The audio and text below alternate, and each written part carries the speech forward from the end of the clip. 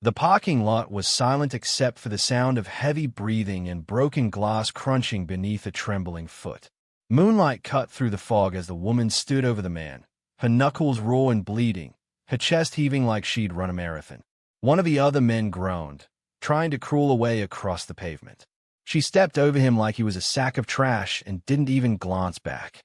"Don't move," she said quietly, voice like ice cracking. The man she'd flattened lay motionless, face swollen beyond recognition. Another leaned against a smashed car door, his mouth slack in horror. She'd taken down 4 men in less than 2 minutes. All of them armed. None of them ready. They hadn't known. They'd followed her out here, laughing, one of them filming on his phone, making jokes they'd never tell again. It was supposed to be funny. Make her beg. Make her cry. Make her remember what happens when someone like her speaks up. Instead, they got this. Blood on their faces, fear in their eyes, the truth finally sinking in. They picked the wrong woman. She turned, slowly, blood dripping down her chin, and locked eyes with the only one left standing. He dropped his weapon and ran. The camera phone was still recording, lying on the ground near a shattered beer bottle, lens tilted up toward the stars. It caught the last moments before everything went black, a flash of her eyes, wide and furious, her shadow tall and terrible against the side of a car. Then silence. Asterisk asterisk.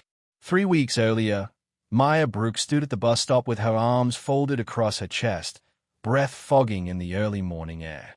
She wore a dark blue jacket with the company logo stitched on the chest, the zipper stuck halfway up. It was always cold in the mornings, even this late into March. She shifted her weight from one foot to the other and glanced at the sky, her face still half asleep. It was going to be a long day.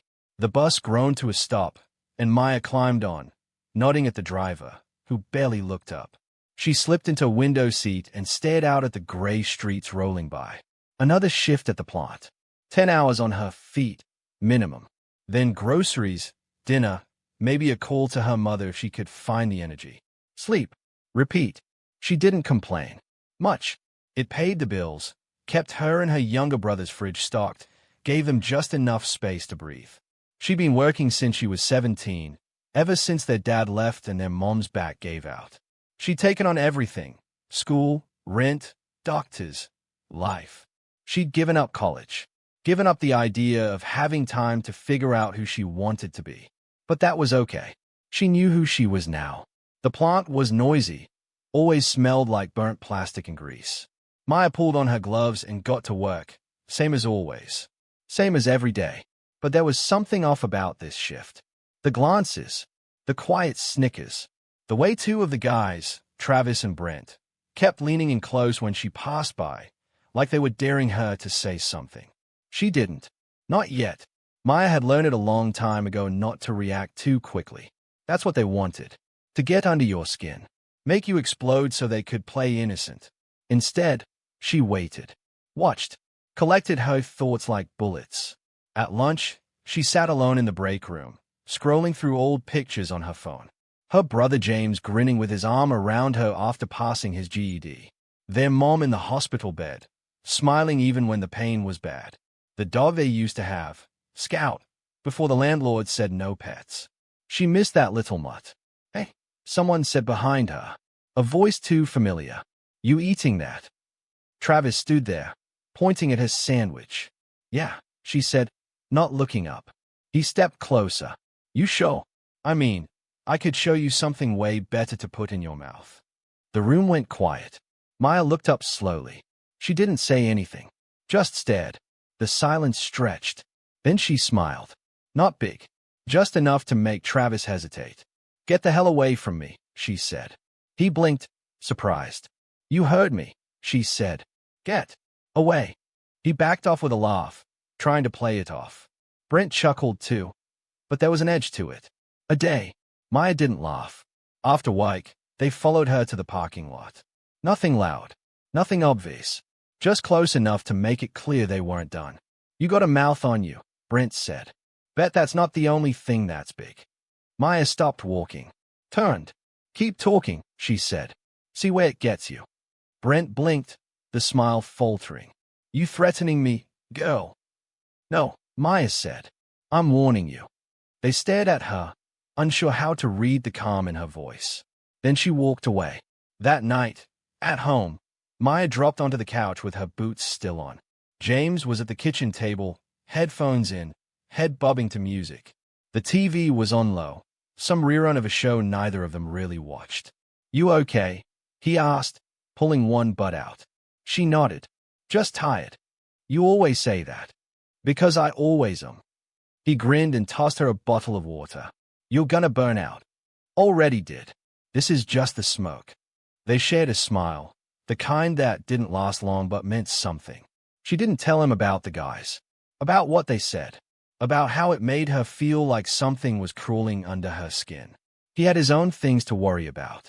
His first real job interview was coming up. She wanted to protect that hope. But when she finally fell asleep that night, her fists clenched tight. A week passed. The whispers got bolder. One morning, she found her locker door open, contents dumped on the floor. Her lunch was gone. Someone wrote a slur in marker on the inside wall. She didn't cry, didn't even tell her manager. She cleaned it up and went back to work. But inside, something started to crack. The next day, Brent cornered her near the loading dock. He smelled like sweat and cheap cologne. Come on, just smile a little, he said. You're so uptight all the time. Bet you just need a good. She shoved him hard. He stumbled back into a stack of crates, surprised. You touch me again, she said, and I'll break your face. It was the first time she let it show. The heat, the rage, the truth. Brent narrowed his eyes. You're gonna regret that. She stayed him down, didn't blink. He walked away. The next day, her tire was slashed.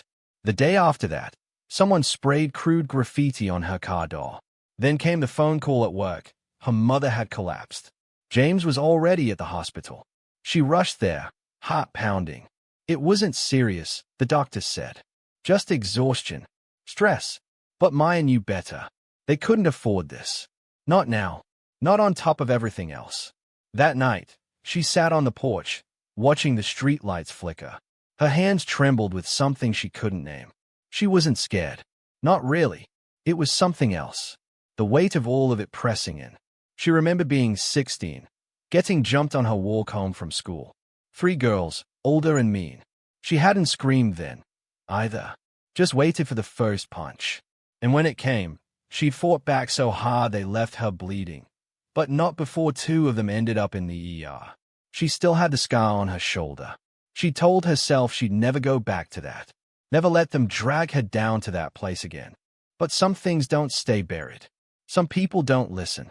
The next night, after her shift ended, she walked to her car and found 4 men waiting. Travis, Brent, 2 others she didn't recognize. You ready to say sorry? Brent asked, holding something behind his back. Maya didn't speak.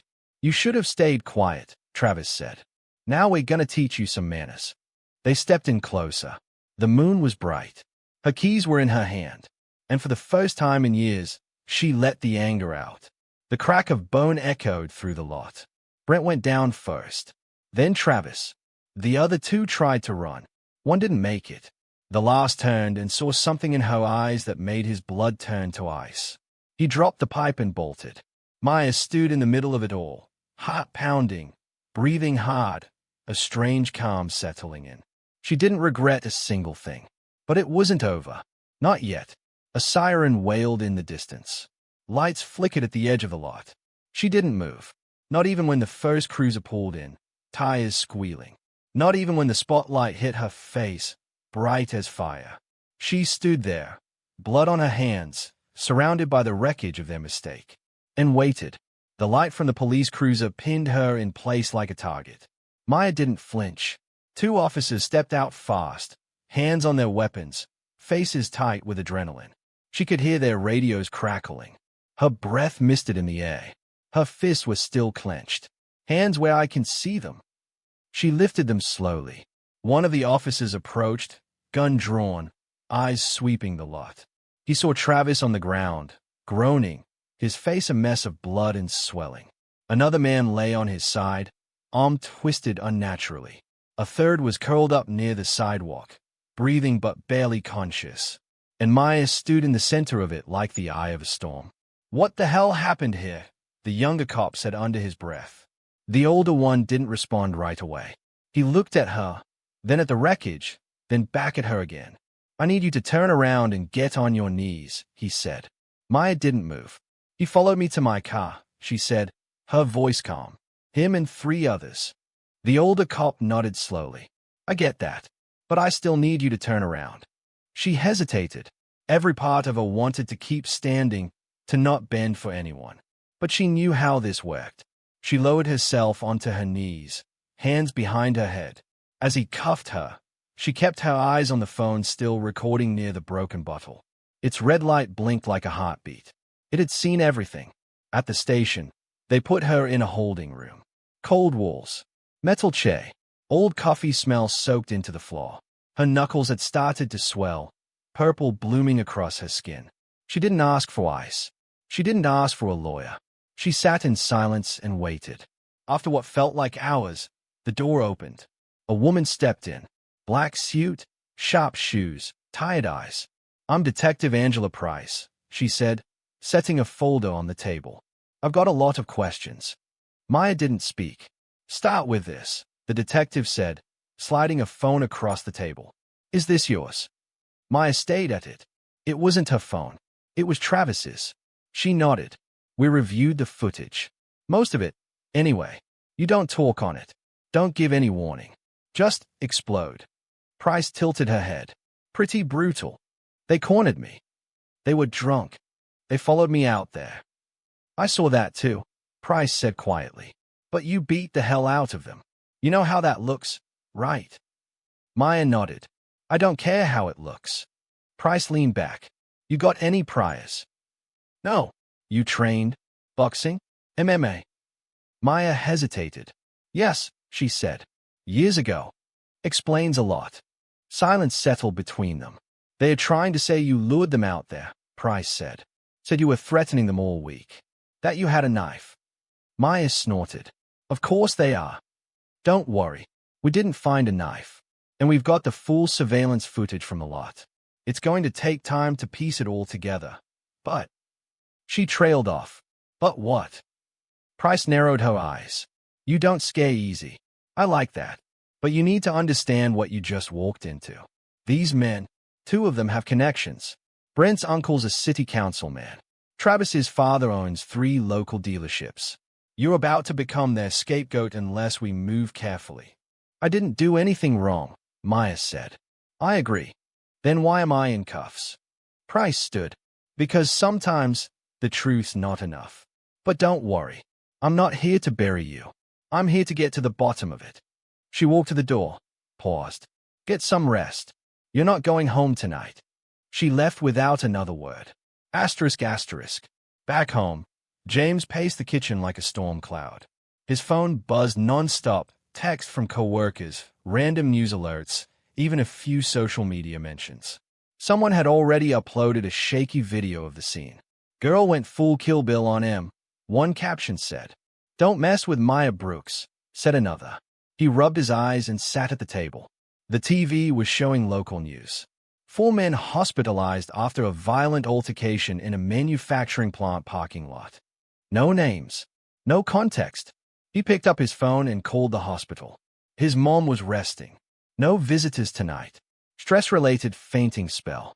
Nothing life-threatening. He whispered a quiet thanks and hung up. But he couldn't stop thinking about the sound in Maya's voice earlier that week. How quiet it had been. How flat. He should have asked her what was wrong. ***. The next morning, Maya sat in the same room, wrists free now, but eyes still locked on the wall. A new officer brought her coffee and a sandwich, but she barely touched either. Her hand still ached. One knuckle looked like it might be fractured. The door opened again. Not Price this time. A tall man with short graying hair stepped in. Crisp suit, clean shave, and eyes that didn't blink enough. "Ms. Brooks," he said. "I'm Assistant DA Hartley. Mind if I sit?" She nodded once. "I'm reviewing your case personally. We've got a lot of eyes on this one. Some people want charges filed immediately. Others want us to hold off until we can verify the footage." "I defended myself," she said, voice low. I believe you did. But this is politics now, not just justice. He opened a folder. You broke one guy's orbital socket. Another's got 3 cracked ribs. You tore a man's shoulder out of place with your boot. You're 5'6". That's impressive. Maya didn't answer. You were a competitive fighter. She nodded. Retired. After my mom got sick. He wrote something down. Let me be honest, he said, leaning forward. You're not out of the woods. Not even close. But you're not in a cage either. That's something. He stood. I'd recommend you get a lawyer. The union will probably offer one. If not, we can help appoint someone. I'm not ashamed of what I did. Good, he said. Hold on to that. You're gonna need it. As the door shut behind him, Meyer exhaled for the first time in hours. ***. By evening, the plant issued a statement. They were placing all employees involved on indefinite suspension pending investigation. Unpaid. No names were mentioned, but Meyer's face was already circulating online. Some people called her a hero. Others called her a thug.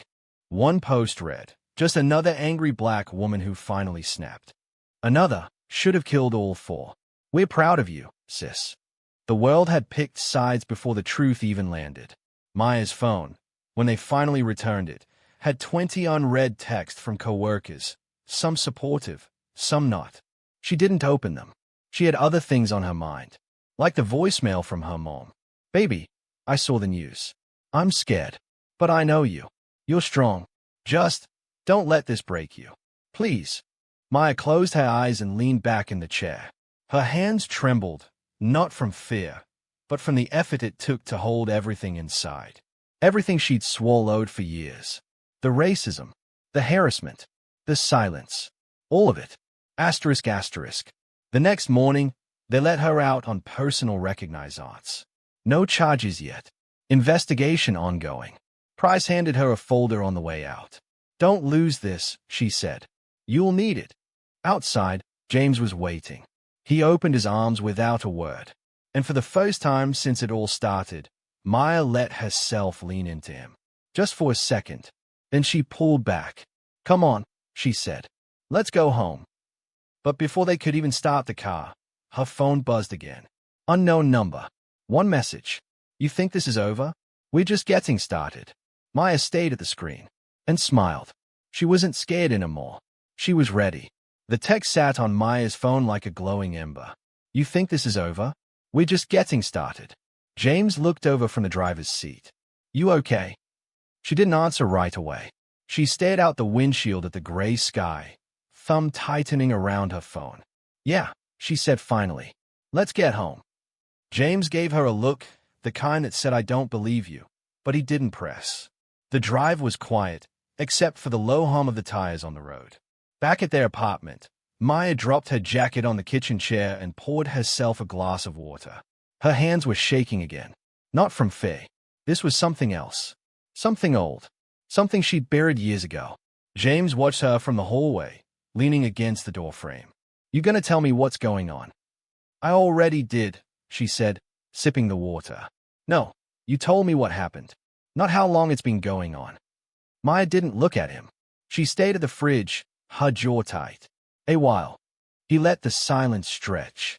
Why didn't you tell me? She exhaled slowly. Because you already worry too much. Because Mom's been in and out of the hospital. Because I thought I could handle it. And you did. But you shouldn't have had to. She nodded, but didn't say anything else. That night, after James went to bed, she sat alone in the living room with her laptop open. The plant's employee portal was still live, for now. She clicked through her messages. Dozens of unread ones from the week before. A few from other women in the factory. One from Carla. Girl, I heard what happened. I believe you. You're not the only one they've messed with. Let me know if you need to talk. Maya hesitated, then clicked reply. Tell me everything. She didn't hit send yet. She stayed at the screen, thinking. If she was going to fight, she couldn't do it alone. ***. The next morning, she met with a lawyer. A wiry woman with short gray hair and piercing eyes named Denise Cole. She didn't waste time on pleasantries. You want to file a suit? Denise asked. Go after them for harassment. Retaliation. All of it. I don't care about money, Maya said. I want the truth out. I want them to pay. I want it to stop. Denise nodded. Then you need more than just your story. You need records, witnesses, proof. Think you can get that? Maya's answer was quiet. I already started. Denise gave a tight smile. Good. Because they are coming for you. They want to make this about you losing control, getting violent. They'll dig into everything, even stuff that's not true. I'm ready. No, you're not. But I'll get you there. Asterisk asterisk. Later that afternoon, Maya walked into the grocery store with her hood up and earbuds in. She just needed eggs and milk. In and out. But the moment she turned into the dairy aisle, someone stepped in front of her cart. Travis's cousin. He was bigger than Travis. Bald. Eyes like cold marbles. You got a lot of nerve showing your face here, he said. Maya didn't stop walking. Move. You think you're a hero now? He hissed. You messed up his whole face. Broke his damn nose. He's in the hospital eating through a straw. Sounds like he's still got it better than I gave him credit for. He grabbed her cart. Her heart jumped. And then, without thinking, she stepped forward, fast, pressing the cart into him, pinning him between the freezer door and the metal bar. He grunted, surprised. Don't touch my stuff, she said, her voice low and even. And don't threaten me. He shoved the cart back hard, knocking it sideways. People were starting to stay. Keep pushing, girl. See what happens next. The manager was walking over now. Someone had called security. The man backed off, flipping her off as he walked away. Maya stood there, breathing hard, staring at the fallen carton of eggs cracked open on the tile. Not again, she thought. She picked up her things and left without buying anything. Asterisk asterisk. That night, she got another message. Not from Travis's cousin. From someone she hadn't expected. They did the same to my sister. They covered it up. Call me. It came from a burner number. No name. She hesitated, then dialed. A voice answered. Young. Shaky. This is Maya. I saw the video, the voice said. You don't know me. My name's Nia. I used to work at the plant 2 years ago. Maya said nothing. Just listened. They came after her too. Same guys. Same jokes. They followed her home once. She quit the next week. Tried to report it, but they said she made it up. That she had a history of being unstable. Did she? No, Nia said. She was just loud. Proud. They didn't like that. Can I talk to her? Silence. She overdosed last year, Nia whispered. She was never the same after that. Maya swallowed hard. I've got copies of her emails, Nia continued. Records she kept. Notes. Names. Dates. I'll send them to you. Maya leaned forward. Why now? Because you did what none of us could. You made them bleed. Asterisk asterisk. The next day, Denise went through the documents with Maya. This is enough to start something serious, she said. If we can get a few more witnesses, hell, even just one, we can drag them into court. What happens if they win? They won't. Not if we keep building. Maya nodded. I want to file. Okay, Denise said. We go to war. Asterisk asterisk. That evening, Maya met Carla at a quiet diner outside of town. Carla looked nervous, kept checking the door. I've got kids, she said. I can't risk losing this job. You don't have to speak publicly, Maya said. Just give a statement. Anonymous if you want. Carla hesitated. They used to corner me in the break room, she said finally. Make me bend over to pick up stuff they'd drop on purpose. One of them grabbed me once. I told the supervisor and he said, maybe don't wear those jeans next time. Maya didn't speak. Her hands curled under the table. I'll help, Carla said quietly. Just don't let them get away with it again. Asterisk asterisk. That night, another message came. No name. No number. Just a video. It was the original footage, unedited this time. The whole confrontation. The jeers. The threats. The moment Brent swung at her first. Everything. And at the end of the video, the camera swung around wildly as the guy holding it dropped the phone and ran. A voice spoke softly behind the camera before the chaos started. It wasn't any of the men she recognized. Someone else had been watching. And filming. She replayed the voice 3 times. Then stood up slowly. It wasn't random. There was someone else out there. Someone who knew everything. It might be playing both sides. Maya couldn't sleep. The voice in the video played over and over in her head. Calm. Male. Familiar, but not in a way she could place. It was low, smooth, and just audible over the sound of laughter and breaking glass. She pulled the clip onto her laptop, scrubbed back and forth through the timeline, headphones wrapped tight around her ears. At the 24-second mark, right before Brent lunged at her, it came again. This is gonna be good. No one else spoke those words. No one in the group seemed to hear it. But the phone had. Someone else had been there. Close. Maya copied the clip and uploaded it to a cloud folder Denise had set up for evidence. Then she leaned back and stayed at the ceiling. If there was a fifth man, and he wasn't one of the attackers, what was he doing there? Filming? Watching? Or wise? Was he planning to use this footage for something else? She didn't want to say the word, not even to herself. But it pressed in from the edges of her mind anyway. Blackmail. Asterisk asterisk. The next day, Denise met her in a coffee shop near the courthouse. Heard back from HR, Denise said. They're denying everything. Said you never filed any complaints. No record of harassment. No prior incidents involving any of the men. That's a lie. I know, but it's one they're ready to go to court over. We'll subpoena internal emails next. Maya hesitated, then slid her laptop across the table. Watch this. Denise watched the video with a furrowed brow. She leaned forward, playing the audio back twice. That voice, Maya said. I don't know who it is, but I need to find out. Denise nodded slowly. We need a forensic tech to clean this up. Isolate the voice. I know someone, Maya said. Denise raised an eyebrow. You sure? Maya's lips tightened. Yeah, I trust him. Asterisk asterisk. An hour later, Maya sat in the back corner of a college library, laptop open across from a young man in thick glasses and a flannel shirt. He typed fast, frowning at the waveform on screen. This is decent quality, considering it's off a phone, he said. I can strip the background noise and boost the voice. Might be able to match it to something if you've got other clips. Just clean it first, she said. I'll figure the rest out. He nodded. Give me an hour. She wandered through the stacks while he worked, phone buzzing every few minutes. Carla sent more names, other women who might talk. Her mom's nurse updated her condition. James texted to say he was picking up dinner. He didn't ask where she was. He didn't have to. She returned to the desk as the text slid off his headphones. Hey, he said. Best I could do. He clicked play.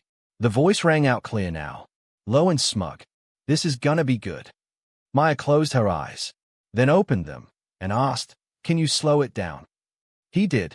And this time, she recognized it. Her stomach flipped. It was Jordan, a shift manager. One of the quiet ones. Always just on the edge of things.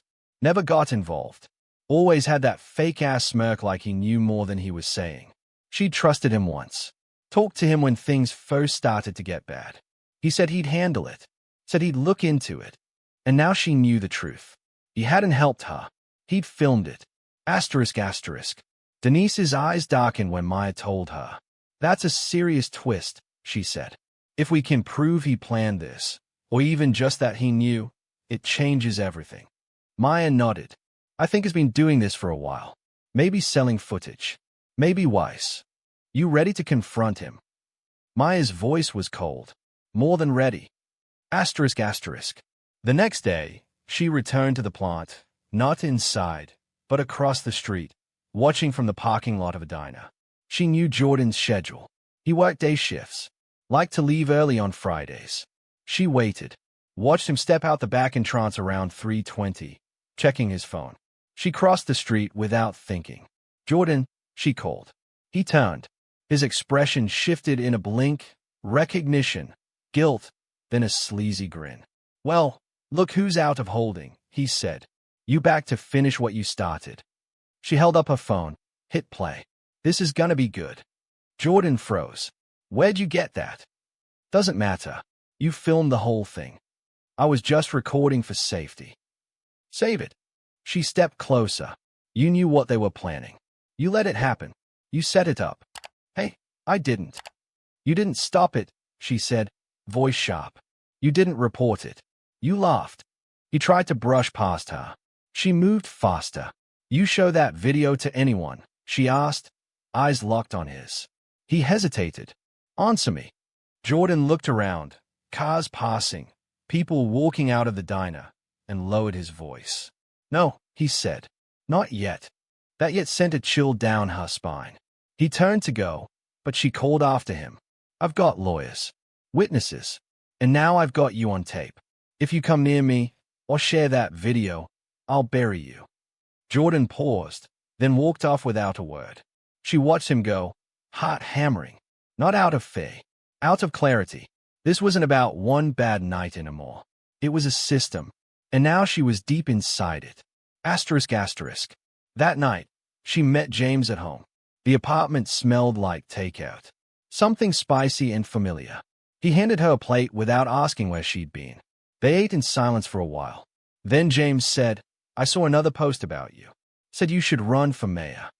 Maya laughed, short and bitter. They'd hate that. Maybe, but you'd win. She looked at him. You really believe that?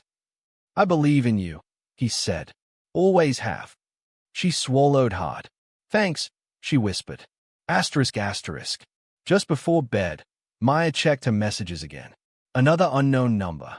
Heard you're talking to lawyers. Be careful what you dig up. Attached was a blurry photo of her and Denise sitting at the coffee shop earlier that week. Her hands clenched the phone. Someone was watching her. Still. But now, she was watching back. The photo kept Maya up all night. It wasn't just the angle, it was the message behind it. Whoever sent it had been watching her. Close. Quiet. Unnoticed. Someone blending in, knowing when to press send for maximum effect. That wasn't a threat from a thug. That was a warning from someone who believed they had the power to end her. By morning, Maya was no longer just angry. She was focused. Her first call was to Denise. They sent me a photo, she said, pacing the hallway near her bedroom. From our coffee meeting. Same burner number as the earlier threats. Send it to me. We'll have it traced. I want to know who sent it. So do I, Denise said. But Maya, listen, if you dig too deep, you might uncover more than you're ready for. Maya paused. I want to uncover everything. Then you need to be prepared. This isn't just about harassment anymore. If Jordan's been filming things, if he's selling it or using it for leverage, there could be other victims. People in on it. Maybe even above him. Maya leaned against the wall and rubbed her temple. If there are more women, we need to find them. Denise agreed. I'll pull every exit report from the last 5 years of the plot. Resignations. HR complaints. Anything suspicious. In the meantime, watch your back. Asterisk. That afternoon, Maya returned to the library to meet the tech again. His name was Sean, and he'd been eager to help after seeing how serious things had gotten. You said you might be able to match the voice. Maya asked. Sean nodded, pulling up his screen. I ran the cleaned-up audio through a few databases and social profiles using voice-matching software. I didn't get a ton of hits, but I got one big one. He turned the screen toward her. It was a video clip of Jordan. Not at work. At a private house party. Someone had tagged him in a clip from a year ago. In the background, Jordan was laughing, holding a drink, speaking into someone's phone. Same voice. Same cadence. Maya's stomach dropped. He's been doing this for a while, hasn't he? She said. Sean nodded. I think he has a stash somewhere. I found fragments of old posts that were quickly deleted. Some on anonymous forums, some on dark subreddits. There were rumors of leaked videos involving female employees in compromising situations. Most were removed, but they were real. Sean leaned in. He was building something. A library. A collection. He may not have uploaded the one of you yet, but he knew its value. Maya didn't speak. Her mind was already sprinting ahead. Jordan had been holding that video not just for insurance, but maybe to sell, to humiliate, to destroy her if she pushed too far. But now, she had the edge, and she wasn't backing down. Asterisk. That night, Maya visited Carlo again. They met at a small playground after dark, the sounds of kids long gone, swings gently creaking in the breeze. Carla looked even more anxious this time. They reached out to me, she said, whispering. Someone from HR told me I should keep my name out of things. Said if I went public, they'd reopen an old time card violation from 2 years ago. Said I could lose my job. They are trying to scare you. It's working. Maya reached into her bag and handed her a small audio recorder. Just keep this with you. If they threaten you again, record it. We'll use it. Carla held the device like it might burn her hand. Why are you doing this? Maya looked her dead in the eye. Because they're counting on us to stay quiet. Carla swallowed hard and nodded. Okay, I'll do it. Maya stood, her hands shoved into her coat pockets. They already think they've won, she said. That's their mistake. Asterisk asterisk. 2 days later, Denise called again. You were right, she said. There's a pattern. I went through the files. In the past 5 years, 8 women left under similar circumstances. Quiet resignations, vague HR summaries, emotional distress listed in post-exit surveys. Any names? 3 I've contacted so far. 2 are out of state. 1 still lives here. Her name's Layla Thomas. She left 2 years ago after making multiple internal complaints, ones that mysteriously disappeared. She willing to talk? She said she might, but she's scared. I'll talk to her. She requested to meet in person. Maya checked the time. I'll go now. Asterisk asterisk.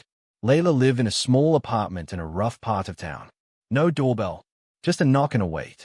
The door cracked open after a minute.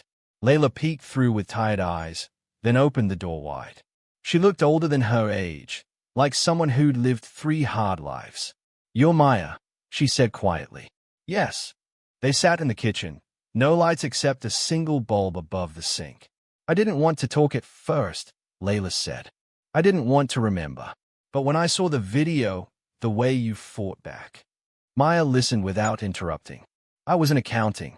I didn't work the floor like you. But I knew what was happening. I saw the emails, the reports, the way they disappeared. What do you mean? Layla leaned forward. There's a network, a circle. I don't know everyone in it, but Jordan's part of it. So is someone in IT. Maybe someone in HR. They keep tabs on female employees, especially black women. Anytime someone complains or stands up, they bury it. Maya's chest tightened. They kept files. I saw them. Jordan would send files with labels like ticking bomb or mute risk. I saw one with your name on it, months before you ever pushed back. Maya's hands curled into fists. They were tracking you, Layla said. Not just you. All of us. Maya stood up. Can you testify to this? Layla hesitated, then nodded. If you stand with me, I will. Maya held out her hand. I will. Layla shook it. The moment passed like a storm front. Asterisk asterisk. That night, Maya returned home and found James already asleep on the couch. The news played on low volume. Her name was back in the headlines, this time tied to rumors of a lawsuit, whistleblower claims, and leaked footage. She muted the TV and walked to her room, shedding her jacket. The weight of the week pressed down on her. But beneath it was something new. Momentum. They were still watching her, still threatening. But now, she had witnesses, files, a name list growing by the hour, and maybe, just maybe, a shot at breaking the system that had broken so many before her. Then her phone buzzed again. Not a threat. A video link. No text.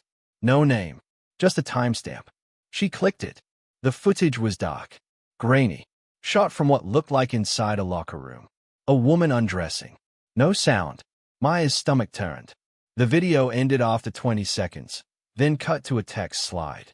Imagine this leaking next. Keep your mouth shut. She stayed at the screen. The woman in the video wasn't her. It was Layla. And now the game had changed again. Maya stayed at the screen, unable to look away. The locker room footage of Layla was a violation so deep it made her skin crawl. The angle, the quality, it wasn't filmed through a crack or hidden phone. It was security footage. Mounted. Authorized. Stored somewhere it never should have been accessed from. She called Denise immediately. They sent me a video of Layla, she said, her voice flat with rage. It was taken in a locker room. They are threatening to leak it. Denise didn't hesitate. Forward it to me. Right now. Maya did. A pause on the line. This is bad, Denise said. Really bad. That's a crime. Distribution of illegal surveillance. Revenge porn depending on how they frame it. If that footage gets out, she'll be the one scrutinized instead of them. She trusted me, Maya said, and we're going to protect her. First, we need to find out how they got this. It came from someone with access to the security system. That narrows the list. Maya's mind was already moving. Jordan, the guy in IT Layla mentioned. Maybe even someone in upper management. Denise continued, we have to get Layla somewhere safe. Do you think she can stay with you for a few days? I'll ask her. Do more than ask, Denise said. Insist. Asterisk asterisk. Layla didn't answer her phone. Not once. Maya tried 3 times, then drove straight to her apartment. The door was open. Not cracked. Wide open. Her pulse kicked into high gear. She pushed inside. Layla. No response. The place was trashed. Drawers yanked out. Papers scattered across the floor. Her laptop was gone. A single chair was tipped over in the living room. Maya walked carefully to the back bedroom. No sign of blood. No signs of Layla. But something was off. She was gone. Voluntarily, or not, Maya couldn't tell. She checked the kitchen. On the counter was a yellow sticky note. In shaky handwriting, one sentence. I'm sorry. I can't. Maya sank into the chair, the paper shaking in her hand. They'd gotten to her. Asterisk asterisk. Back at home, Maya called Denise to fill her in. They scared her off, Maya said. They might have taken her laptop. She had the internal emails. She told me she backed up her files, Denise said. She emailed me a compressed file this morning before you met. I haven't opened it yet. I wanted to wait for her permission. She might not give it now. Then we move without it. What we have is enough to launch discovery, subpoena the plant's internal systems. If Jordan's connected to IT, we'll pull his access logs, too. Maya sighed. They are pushing harder. This was their warning. No, Denise said. This was desperation. They are running out of options. Asterisk asterisk. Later that night, James came home with takeout, but Maya didn't touch hers. She sat at the table, laptop open, reviewing every name on Layla's list. 10 women. 4 still in the city. 2 willing to talk. She reached out to all of them. Only one replied. Her name was Marcy. They agreed to meet at a church the next morning. Maya barely slept. Asterisk asterisk. The church was empty when Maya arrived. Old pews. Dust motes in the sunlight streaming through stained glass. Marcy sat near the front, nervously clutching a worn tote bag. She stood when Maya approached. She was in her 40s, sharp-eyed, with the poise of someone who'd been knocked down and learned how to stand again. I don't do press, she said immediately. I don't do cameras. I'm not press. I know. That's why I'm here. They Saturday. I was a line supervisor. Quiet, didn't bother anyone. I was good at my job. But the minute I started telling people to back off the new girls, I became a problem. Who came after you? Marcy didn't hesitate. Jordan. Same way he got others. Surveillance. Lies. Rumors. Then one day, someone broke into my car, planted a vial of pills under my seat. I got drug tested the next week. Failed. I never touched that stuff. Maya's jaw clenched. They set you up. I lost everything. My pension. My health insurance. Took me a year to find steady work again. Why now? Because I watched your video 10 times. You didn't just survive, you fought. People like us, we don't get to fight. We survive, or we disappear.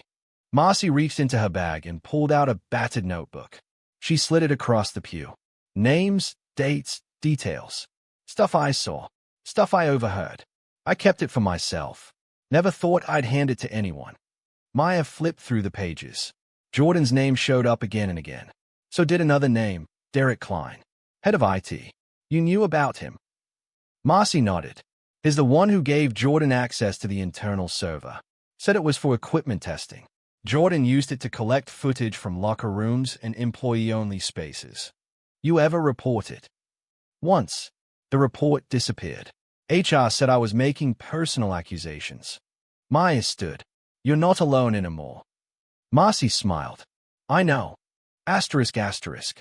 That afternoon, Maya and Denise sat across from a local journalist in a quiet office. A woman named Rachel Chen, known for digging deep into abuse of power. Rachel scrolled through the documents, Layla's partial emails, Mars's notebook, and the cleaned-up video.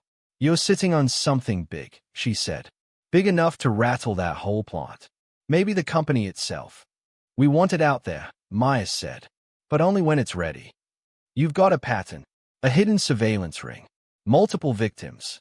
If I can verify this with 2 more sources, we can go public. I'll protect your identities until you say otherwise." Maya nodded. "Do it." Asterisk asterisk. That night, Maya returned home feeling something she hadn't felt in weeks. Hope. She pulled off her jacket, sat on the couch next to James, and for once, let herself breathe. Then the knock came. Not the doorbell. A knock. Soft. Slow. 3 times. James looked at her. "You expecting anyone?" She shook her head. He opened the door crack, then slammed it shut. "It's Travis." Maya stood. "What does he want?" He said he's alone. She opened the door herself. Travis stood there, face still swollen on one side, bruises faded but visible. He held up both hands. "I'm not here to start anything," he said. "I came to talk." Maya didn't move. "I made a mistake," he said. "A bad one. I did things I can't take back. But I didn't know what Jordan was really doing. I swear, I didn't know about the footage. Not until after." "Why are you here?" she asked. "Because Jordan's scared. He's deleting things. Moving files. You're close to something. Real close.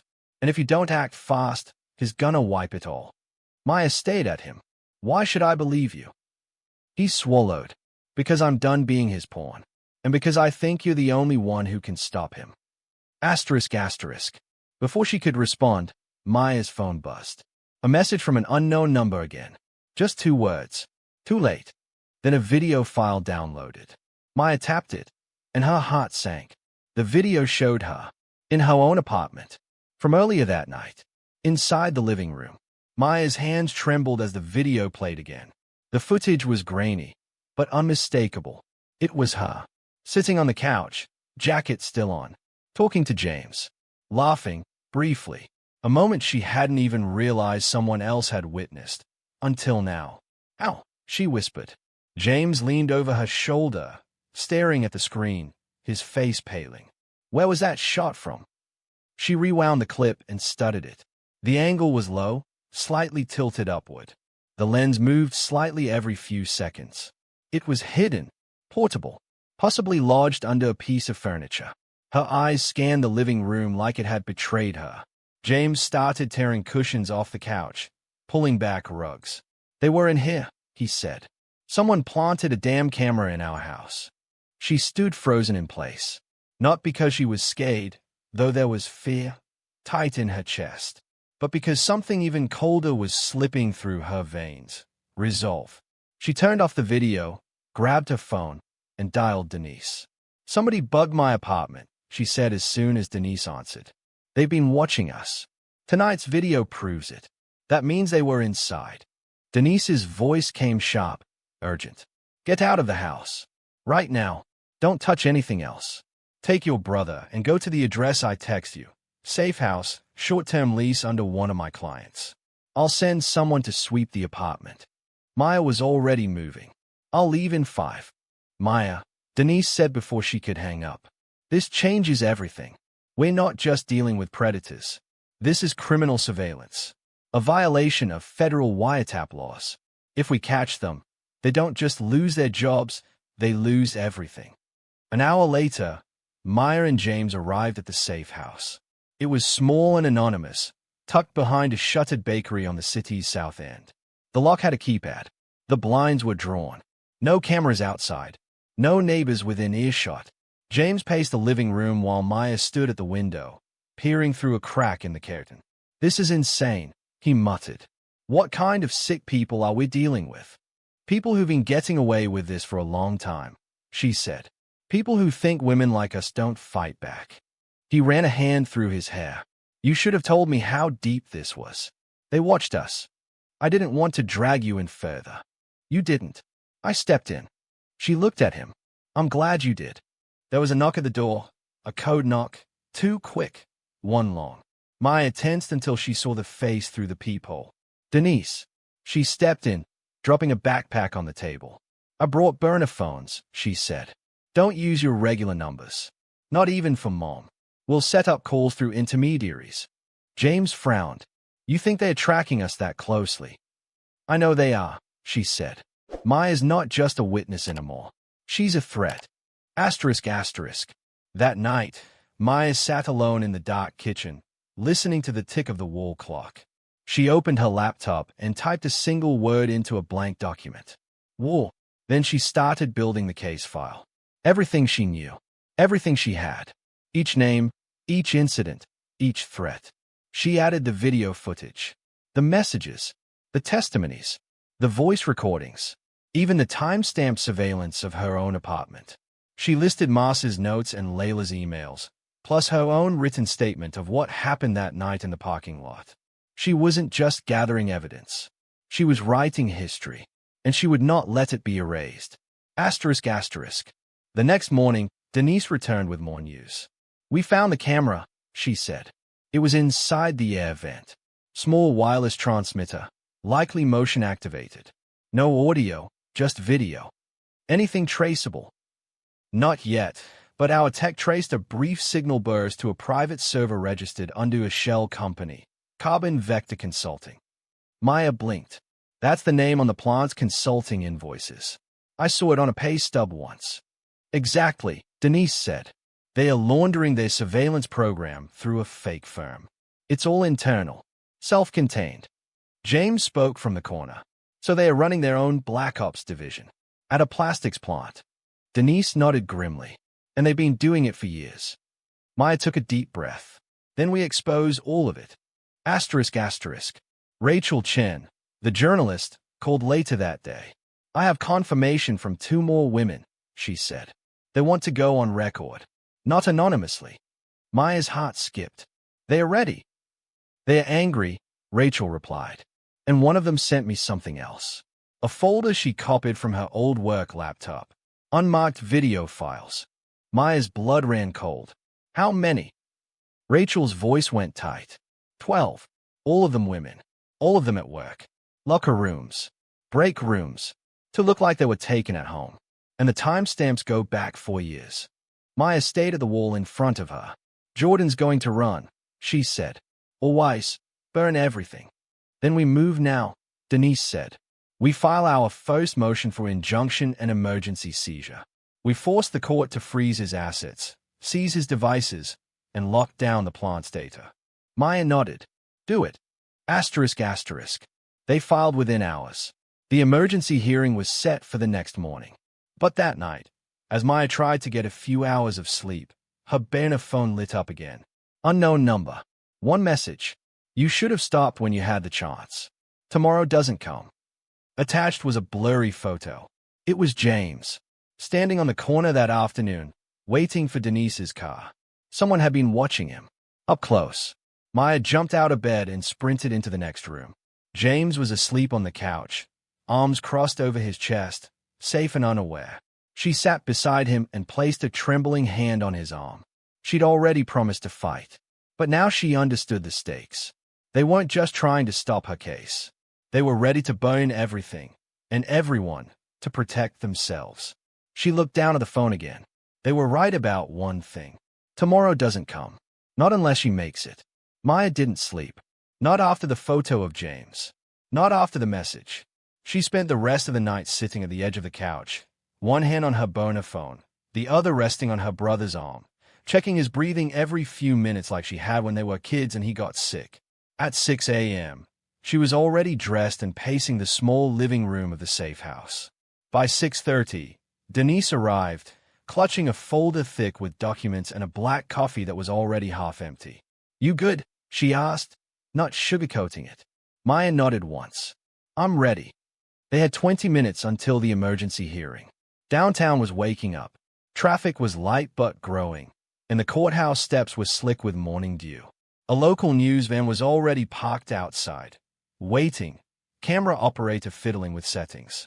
Denise parked in a private garage and handed Maya a second phone. Private encrypted line. No GPS. Only 3 people have the number. Me, the tech, and the judge's clerk. Maya pocketed it without comment. Inside, the courthouse was cold. Hello. Security was tight, more than usual. Apparently, Denise had flagged the threat from the night before when she filed the motion. The judge ordered increased protection for everyone involved. And still, Maya felt watched. Always watched. They were inside already.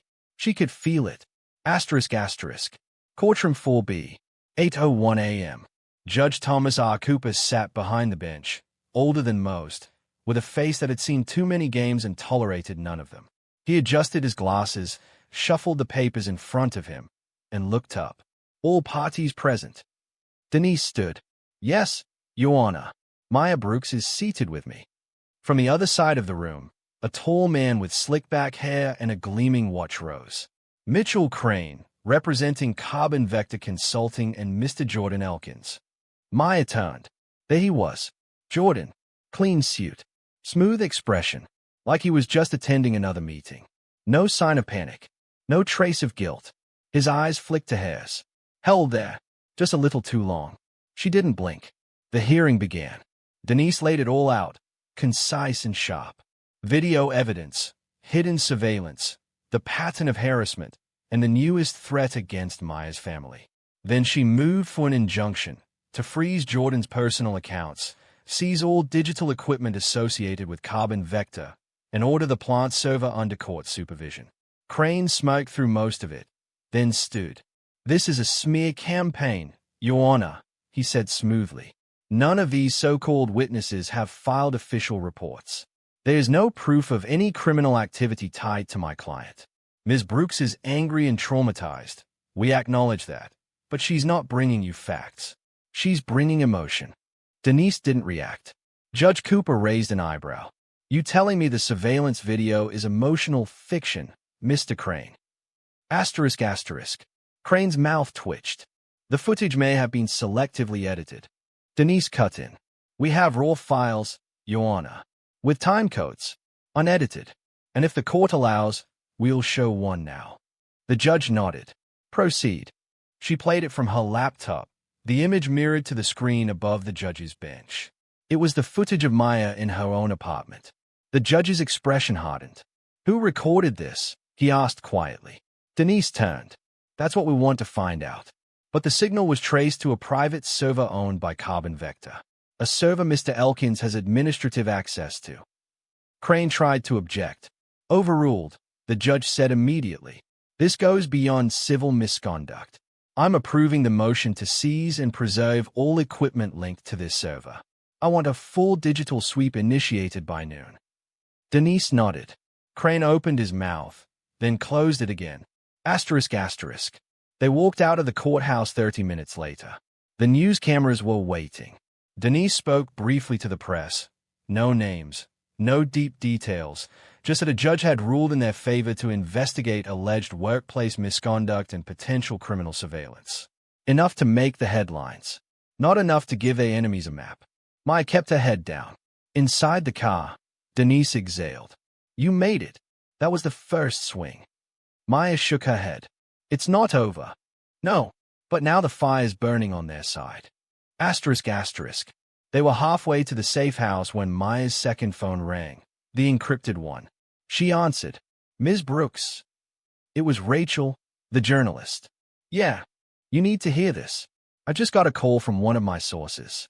Jordan's cleaning house. Right now, your motion may have gone through, but is trying to get ahead of it. 2 techs from the plant were spotted leaving with hard drives. No police on site yet. Maya sat up straighter. Where'd they go? I don't know. But if they dump those drives, everything's gone. Denise was already on her second phone, calling the detective assigned to their case. They'll get a squad there, she said. But if he's moving fast, we need to slow him down. Maya looked out the window. I know where they might take them. Where? There's a second location. Marcy mentioned it. She thought Jordan rented space off-grid, a warehouse where he kept backups. She thought it was just paranoid storage. But I think it's where he runs the show. Denise narrowed her eyes. Can you get us there? Maya's voice was low. Yeah, but we'll have to go now. Asterisk asterisk. They reached the warehouse just after 10 a.m. It was located in a rundown industrial park outside the city. No signs, no windows, just rusted siding and a roll-up steel door. One black SUV parked out front.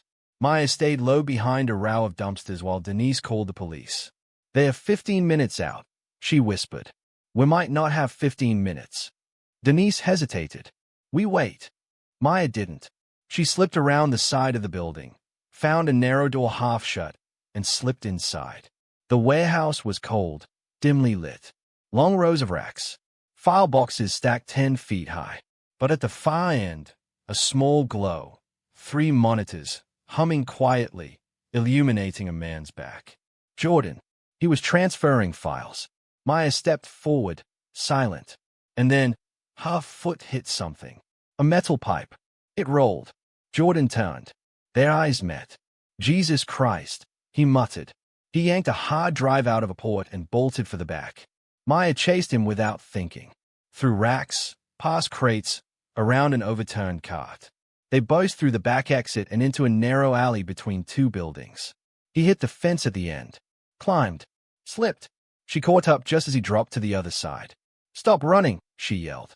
He looked back. Smiled. Too late. Maya, he said. You started something you can't finish. Then he was gone. But he dropped something in the scramble. She picked it up. A key. Metal. Heavy. No markings. It wasn't to a server room. It was to something else. Something locked. And something important. She pocketed it. Sirens wailed in the distance. Not too late. Not yet. The key burned in Maya's pocket. She held it tight in her palm all the way back to the car, its jagged teeth digging into her skin like it could draw out answers. Denise drove fast, police sirens still echoing behind them as they left the warehouse. Officers had arrived too late. Jordan was already gone. And if the hard drives he grabbed were as bad as they feared, he could be planning to disappear for good. Maya wasn't letting that happen.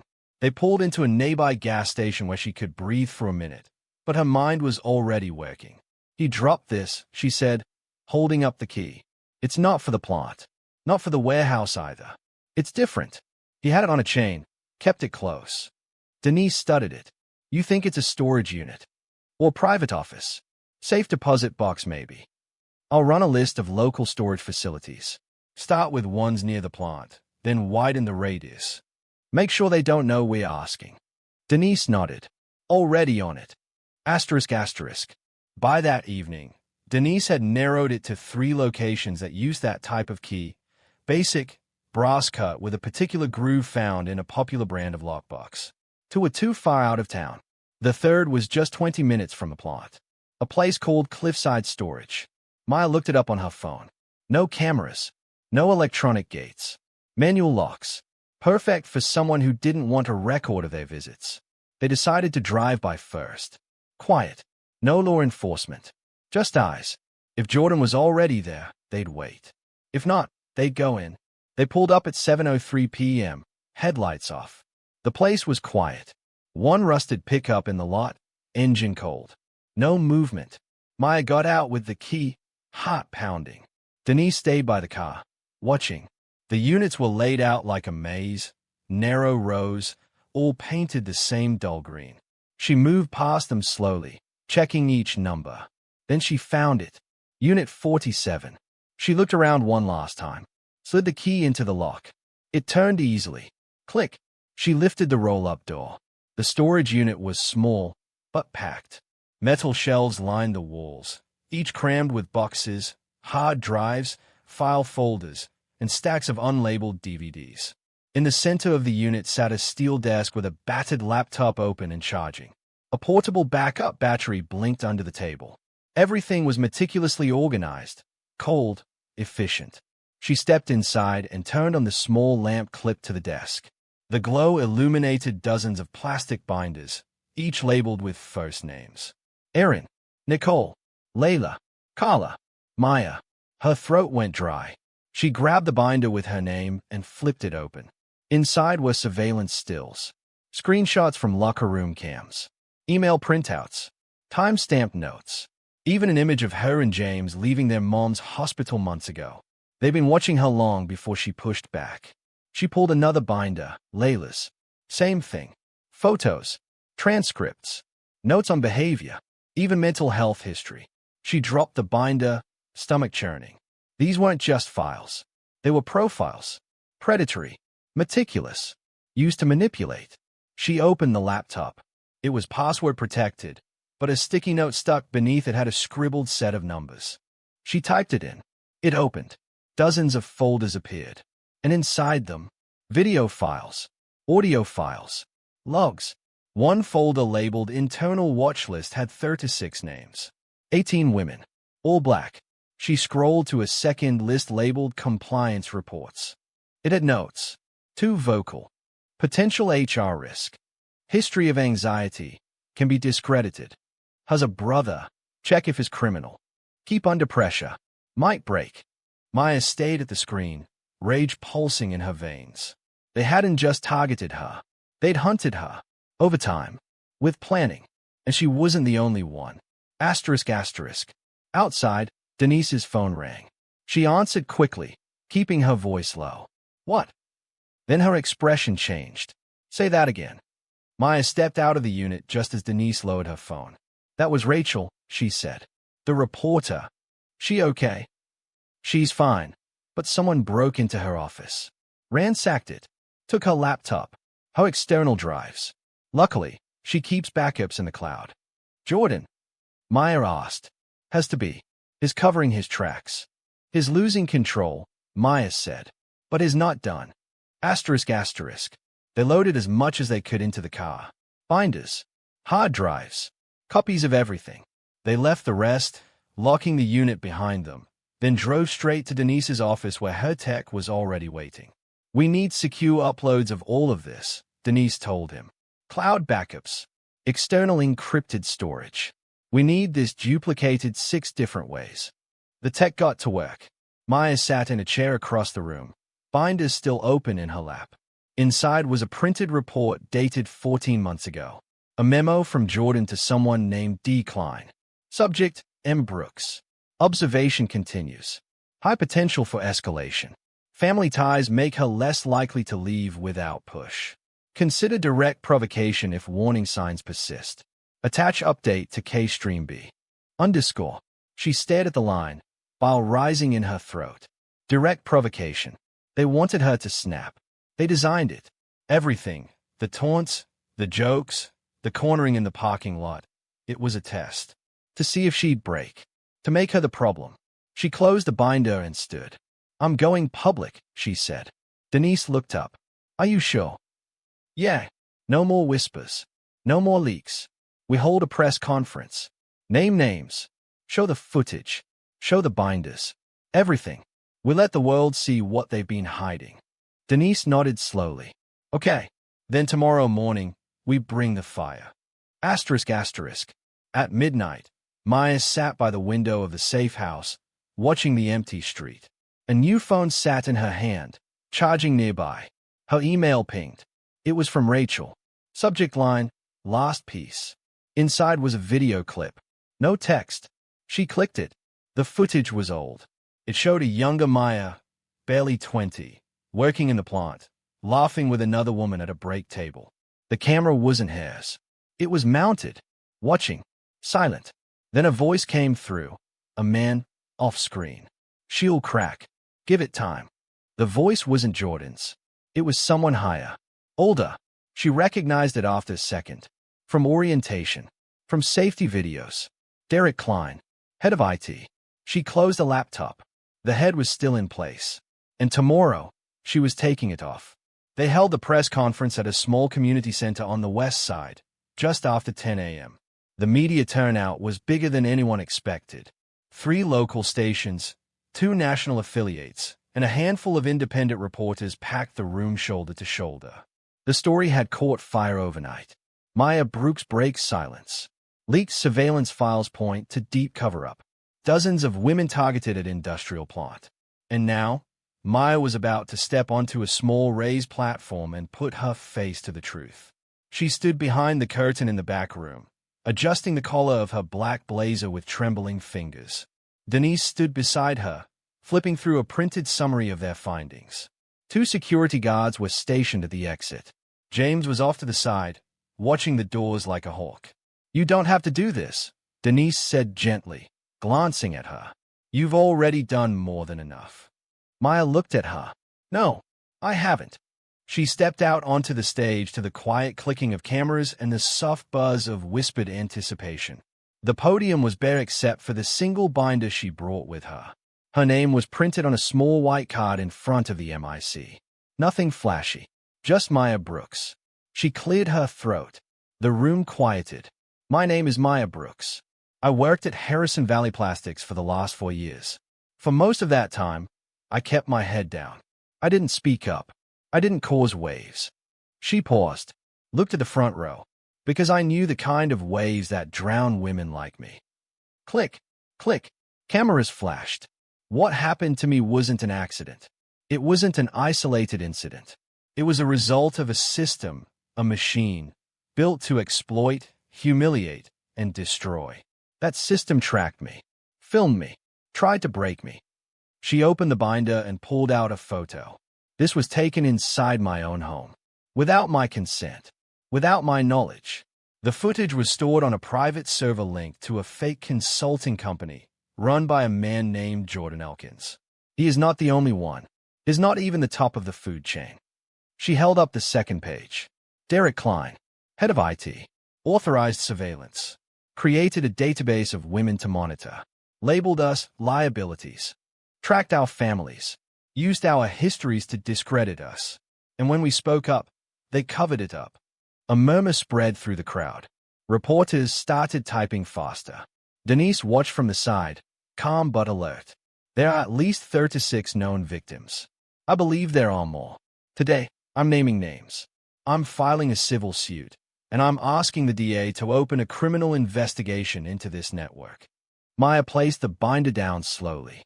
They wanted me to disappear. They wanted me scared. But I'm still here. I'm not going anywhere. The room erupted into questions. "Ms. Brooks, were you ever offered money to stay quiet? Do you believe there are more hidden tapes? Will this go to federal court? Is it true they threatened your family?" Maya answered some, dodged others. Denise stepped in when necessary. It was chaos, controlled, but pulsing. And that's when she saw him. In the back, Derek Klein, gray suit, thick glasses, calm as a statue. No media badge, no camera, just watching. Their eyes met. He smiled, then turned to leave. Maya's heart jumped. "His hair," she whispered. Denise followed her gaze, catching a glimpse of his back just as he slipped out the door. She grabbed Maya's arm. "Let him go. Cameras caught him. His maid." But Maya couldn't look away from the door, because something about that smile wasn't just smug. It was a warning. Asterisk asterisk. Backstage, the mood was electric. Rachel Chen rushed over to shake Maya's hand. Other reporters asked for follow-up interviews. A few of the women from the binder, Carla, Marcy, had come. They hugged Maya like she'd done the impossible. But the unease stayed with her. That smile, that exit. He hadn't come to intimidate. He came to confirm something. They packed up fast. Denise insisted they use a different car to leave. James took the wheel, Maya in the passenger seat, Denise behind them in her own vehicle. The plan was to go to the DA's office, hand-deliver the evidence. But 10 minutes into the drive, something felt wrong. Too quiet, too easy. And then James turned onto a side street and slammed the brakes. A black SUV was parked in the middle of the road, blocking it. James looked at Maya. "Back up," she said. He shifted into reverse. Another SUV pulled in behind them. Boxed. Maya's heart started pounding. Denise's car was trapped too. She laid on the horn, rolled her window down and shouted. But the men getting out of the SUVs didn't flinch. 3 of them. Not cops. Not press. One had a radio. Another had something clipped to his waistband that looked like a stun baton. Maya reached into her bag. Her pepper spray was still there. James rolled up the windows. "Stay down," he said. The first man walked straight to the driver's side and tapped the glass with something metal. James didn't lower it. The man held up a small card. It said federal contractor. Security. Maya narrowed her eyes. That's fake. That's not federal. The man spoke, voice muffled through the glass. You're carrying stolen property, he said. Step out. We need to recover it. James didn't move. We're not carrying anything. Yes, you are, the man said. The laptop. The drives. Maya froze. They knew what they took from the storage unit. Denise had been right. They were watching everything. The man leaned closer. No one gets hurt. Just give us the drives. Maya's eyes flashed. No. The man sighed. Then we do this the hard way. From behind, they heard the sharp crack of glass. Denise's car window had just been smashed. Maya reached across James, popped the door, and leapt out. Before the man could react, she hit him in the face with the pepper spray. He screamed, falling back. Another rushed toward her. She ducked low, planted her heel, and drove a kick straight into his shin, sending him crashing into the hood of the car. James floored it, ramming the SUV in front just enough to bump it aside. They were moving. Behind them, Denise's car peeled out too, one mirror hanging off, but she was close behind. Maya turned in her seat, heart slamming against her ribs. They were being followed, but not fast enough. Drive, she shouted. And they did, all the way to the DA's office. No stops, no hesitations. They burst through the doors 20 minutes later, carrying the binders, the drives, the laptop. And they handed it all over. Every last piece. Asterisk. Later that night, Maya stood at the edge of a rooftop parking garage, looking out at the city. The air was still. Beside her, Denise leaned on the rail. You did it, she said. You broke it open. Maya shook her head. Not yet, but I lit the match. She took a deep breath. For every woman who never got to speak. For Layla. For the ones they buried in silence. She turned away from the edge, voice steady now. Now we burn it all down. By morning, everything had changed. The DA's office had launched an official criminal investigation into Harrison Valley Plastics and Carbon Vector Consulting. The FBI was now involved. A warrant was issued for Jordan Elkins, but he was already gone. His apartment stripped clean, bank accounts frozen, car abandoned outside the city.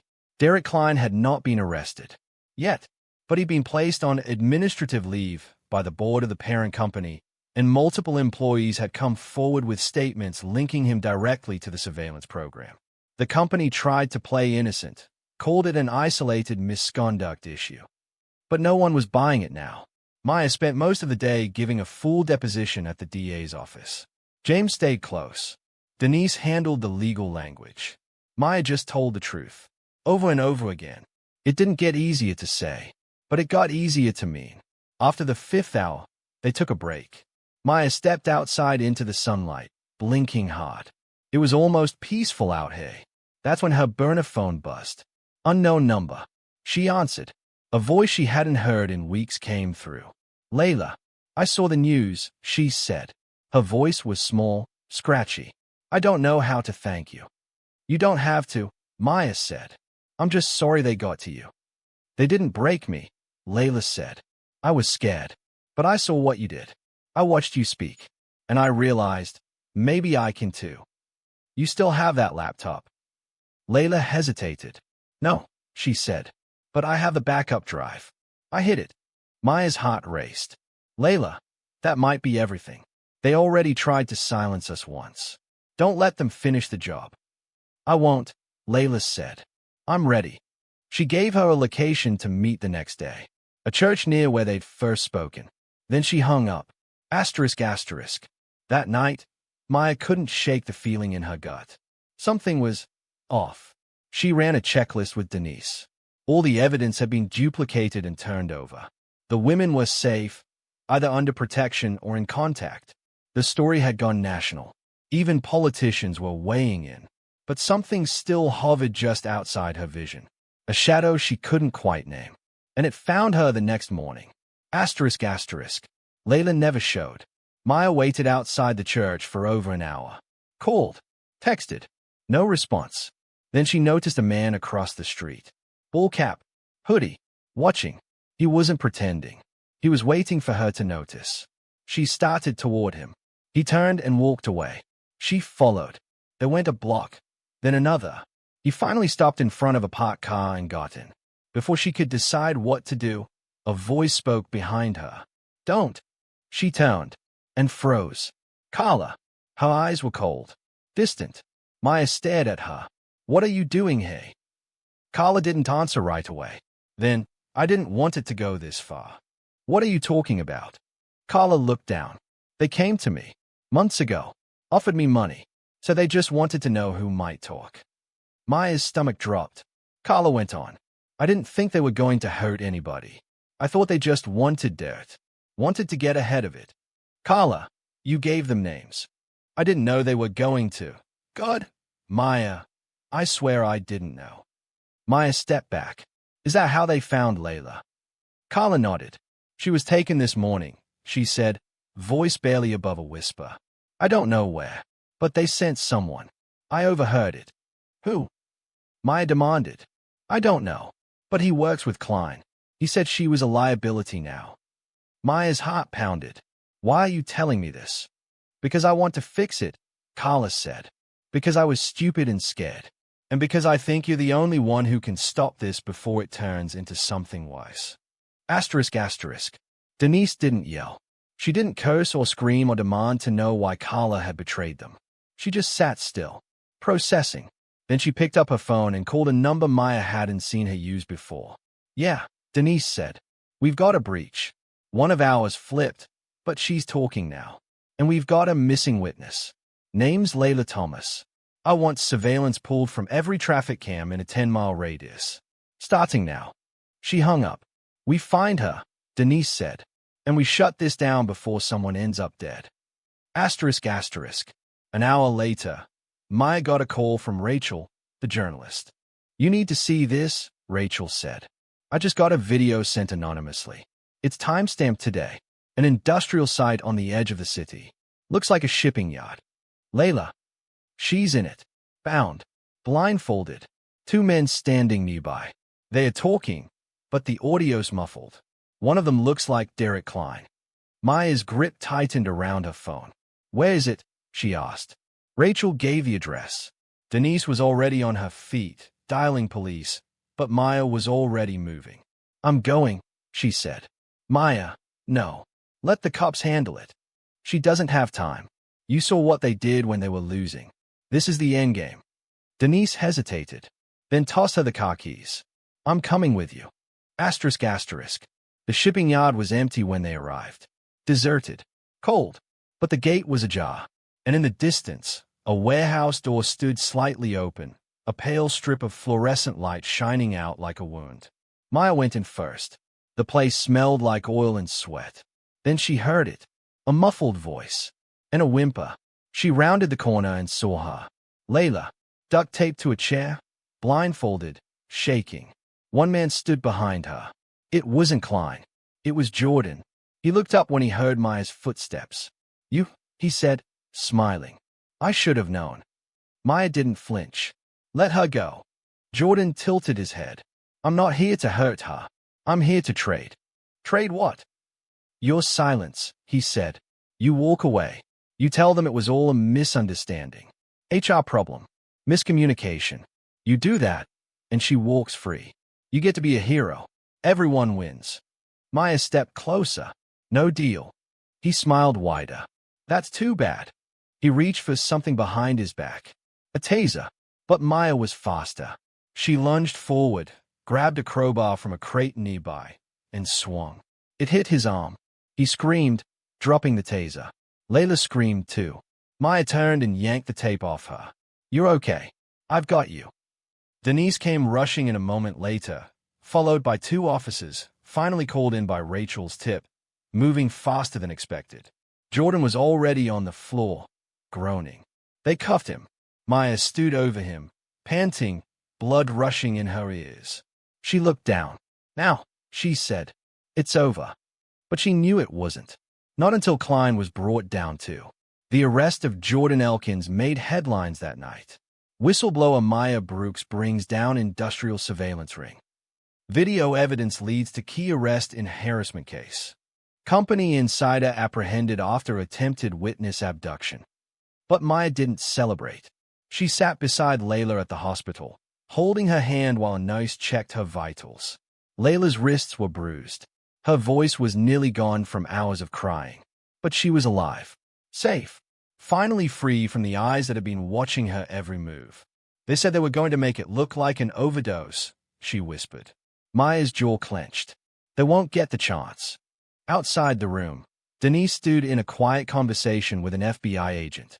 Rachel was already preparing a national feature with the footage from the warehouse, the binders, the voice logs. The DA had filed formal criminal charges against Jordan. But it wasn't over. Everyone knew who still needed to fall. Derek Klein. He was gone. Vanished hours after Maya's press conference. Left his house, his office, his car, everything. Now the man who'd built the surveillance system, the one who orchestrated the tracking of dozens of women, was officially a fugitive.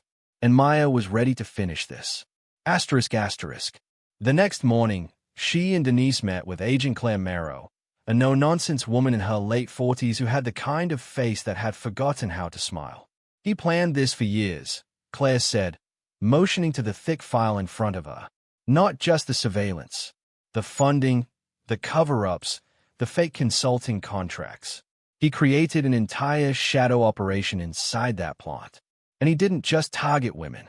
He picked vulnerable ones, single mothers, women with medical debt, women of color. He built a risk profile and used it like a weapon. Maya already knew most of this, but hearing it from someone in law enforcement made it real. "What's our move?" she asked. "We think he's heading to Arkansas," Claire said. "He has extended family off the grid. We're tracking credit cards, but he's smart. Doesn't use anything with his name. We have teams watching every airport, every bus depot." "I want to be there when he's caught," Maya said. Claire raised an eyebrow. "This isn't a movie, Ms. Brooks." "It's my life," she said quietly. Claire didn't argue. ***. Days passed. More women came forward. 16 in total. Each had stories, files, footage. Their words formed a damning record of systemic abuse that couldn't be ignored anymore. The plant was shut down by OSHA for internal violations. The parent company suspended all executive operations pending the investigation. And finally, after 5 days in hiding, Derek Klein was found. They caught him outside a gas station in Memphis, trying to board a long-haul bus under a fake name. When the agents moved in, he didn't fight, didn't scream, just sat on the sidewalk as they cuffed him, sweat soaking his collar, eyes blank. Maya wasn't there, but she saw the footage, and it was enough. ***. The courtroom was packed 2 months later, not for the trial. That would take time. This was the hearing. Formal charges. Full exposure. Maya sat in the front row, flanked by Denise and James, with Layla beside her in a navy blue dress, her chin high. Derek was led in through the side door in an orange jumpsuit. He didn't look at her. She didn't blink. The judge read the charges. 17 counts of unlawful surveillance. 12 counts of conspiracy to intimidate a witness. Multiple violations of federal wiretap laws. Civil rights violations. And then the judge asked Maya if she wanted to speak. She stood, walked to the front. The courtroom hushed. "I used to believe silence was the safest thing a woman could wear," she said. "It made you invisible. It made you small. But silence didn't protect me. It made me a target." She turned to face Derek. "You built a machine to break women like me. You studied us like prey. You thought we wouldn't speak, that we couldn't fight, that would dissipate." She leaned forward slightly. "You were wrong." Her voice didn't shake. Not once. She turned back to the judge. "I hope the court delivers justice. But I've already found mine, by speaking." She walked back to her seat. Derek said nothing. He couldn't. ***. Outside the courthouse, the press swarmed. But this time, it wasn't just about the headlines. It was about change. Maya had inspired legislation already in motion. Stricter rules for workplace surveillance, tighter protections for whistleblowers, and increased penalties for misuse of digital security systems. And she had more to do. She turned to James. "I'm not going back to the plant." He smiled. "There is no plant to go back to." "I want to work in advocacy," she said. Help women report safely. Build something that can't be torn down. You already did, he said. She looked at him, then smiled. Asterisk asterisk. 6 months later, Maya stood at a podium again, but not for a press conference. This time, it was a panel, a summit on workplace justice. She wasn't the only speaker. Layla was there. Carla too. They told the truth, answered questions, looked the crowd in the eye and didn't flinch. And when the panel ended, a girl no older than 20 came up to Maya. She had shaking hands, big eyes, and a quiet voice. I haven't told anyone what happened to me, she said. But I want to. Because of you. Maya put her hand over hers. You don't have to be ready all at once, she said. Just promise me one thing. The girl nodded. When you speak, don't whisper. Asterisk asterisk. Later that night, Maya walked home alone. The city felt quieter, not because the danger was gone, but because the fear had changed shape. It wasn't suffocating anymore. It was fuel. As she turned the corner onto her block, her phone buzzed. Rachel, you watching the news? Maya smiled. No, she said. I'm living it. And she kept walking, step by steady step, toward whatever came next. 6 years later, the building was bright and quiet, all white walls and soft carpet. Not the kind of place that made people feel like victims, because Maya refused to let that word define anyone who walked through the doors.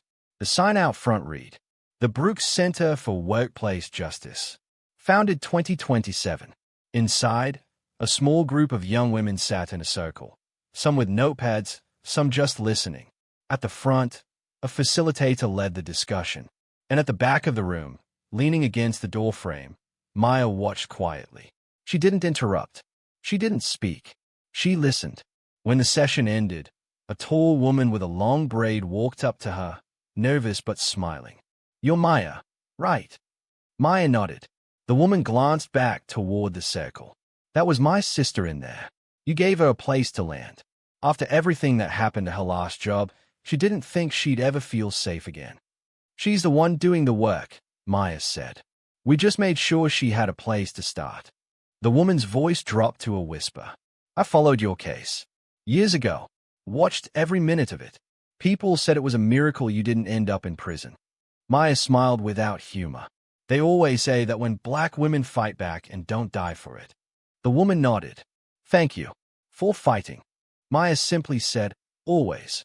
Asterisk asterisk. Back in her office, Maya sat at her desk and opened her laptop. Her inbox was full, as always, with new reports, new stories, new women asking for help. Some were factory workers. Some were lawyers. Some were high school girls. Different lives. Same story. She answered every single one. She didn't win all the battles, but she kept showing up. And slowly, quietly, something had shifted in the world. She never stopped hearing the voice of the girl at the panel all those years ago. I haven't told anyone what happened to me. And she never forgot what she said back. When you speak, don't whisper. So now, every Friday, at the end of the week, Maya walked out of her office, down to the street, and past the mural they'd painted across the side of the building. It showed a black woman standing tall, shadowed by a storm she refused to run from. A caption beneath read, You picked the wrong one. Maya stopped for a moment, looked up at it, smiled, then turned and kept walking.